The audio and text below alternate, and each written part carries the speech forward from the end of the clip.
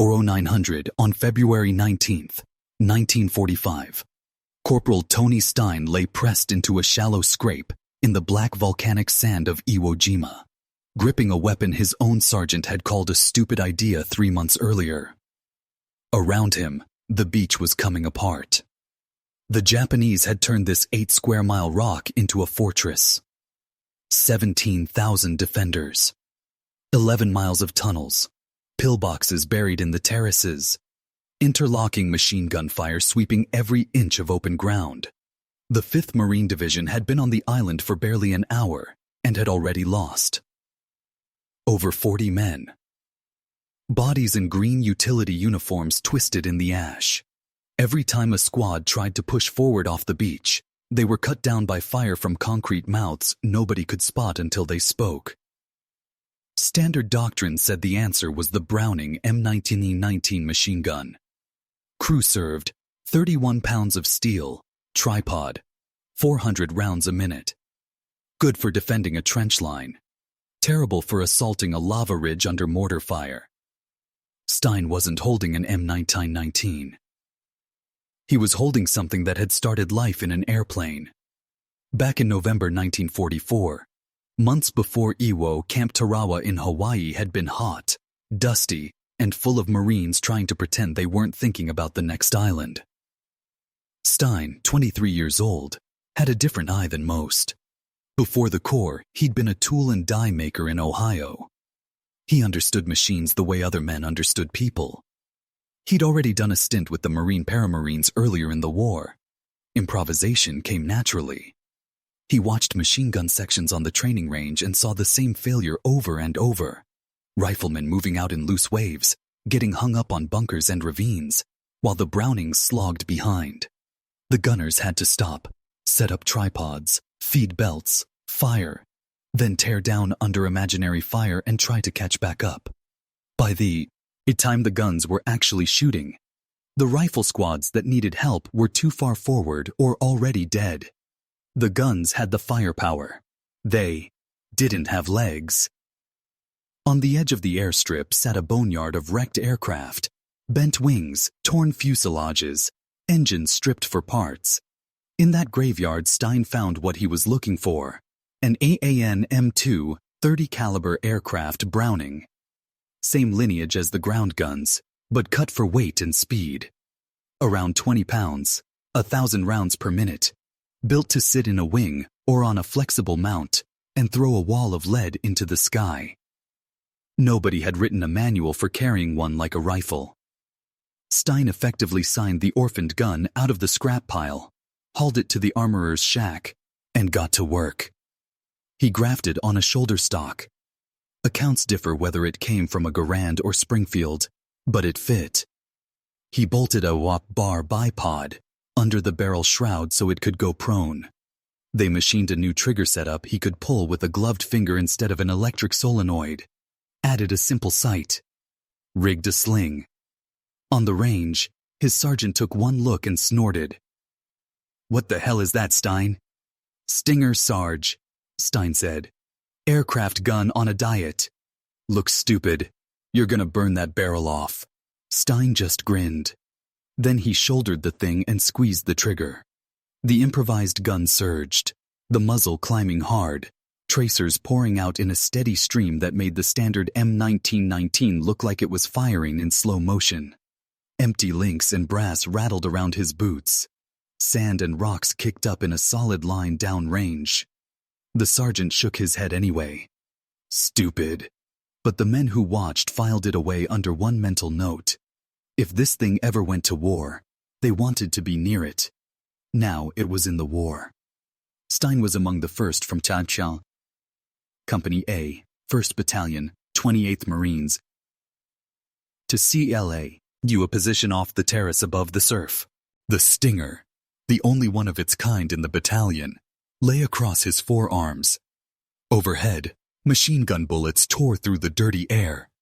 Mortar bursts punched plumes of black sand out of the beach. Japanese pillboxes, invisible behind their apertures, had the approaches zeroed to the yard.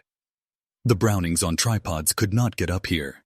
There was no time or terrain to build a proper position. Any crew that tried to carry the gun and its base forward got shredded. Stein watched another squad try to move and lose 2 men in 3 steps. He made up his mind.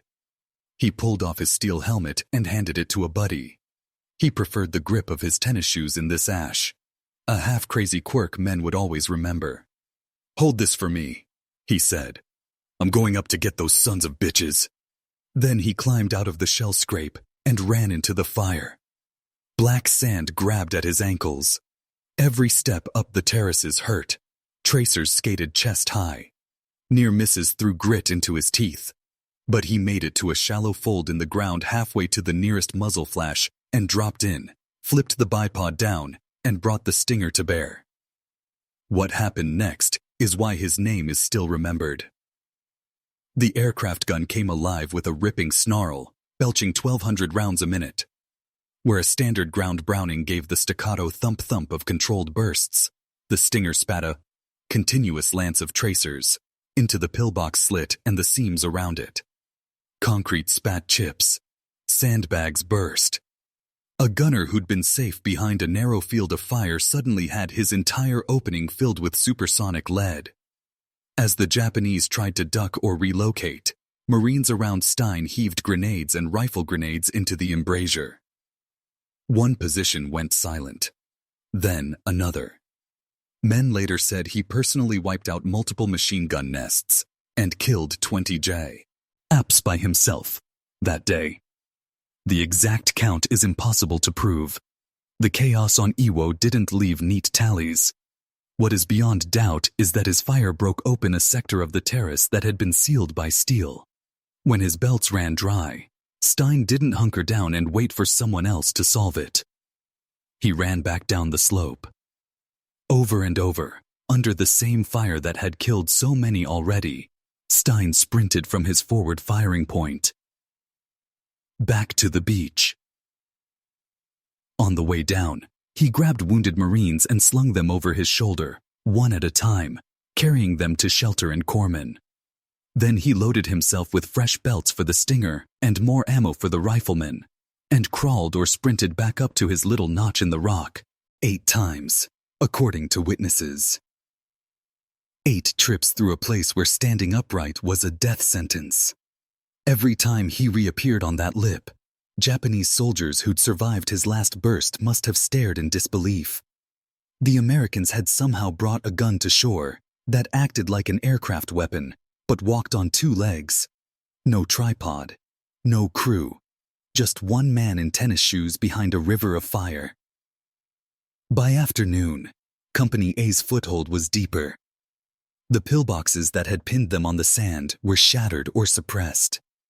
Stein's stupid idea had bought dozens of men a chance to live long enough to get off that cursed beach. For what he did on Iwo Jima, Corporal Tony Stein was awarded the Pillboxes Medal of Honor. The citation talked about conspicuous gallantry, about destroying enemy positions and making repeated trips under fire to evacuate wounded and bring ammunition. It did not mention the ANM2. It did not spell out Stinger.